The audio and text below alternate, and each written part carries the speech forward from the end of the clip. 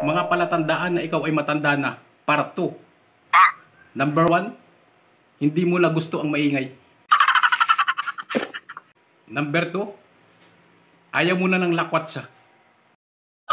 Number 3, stay at home ka na lang. Gusto mo nang laging manood ng balita.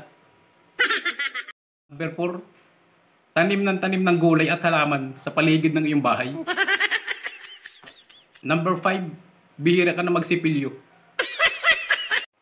Number 6, minsan kuripot ka na. Number 7, hintay ka na lang ng hintay ng chismis na hatid ng kapitbahay mo. Number 8, bihira ka nang magpalit ng profile pic mo. Kung mayroon kayo nararamdaman na hindi nabanggit, i-comment ninyo at gagawa natin ng part 3.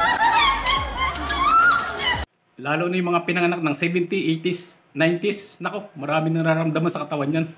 Mga health conscious na yan. Nararamdaman ko na lahat yan eh.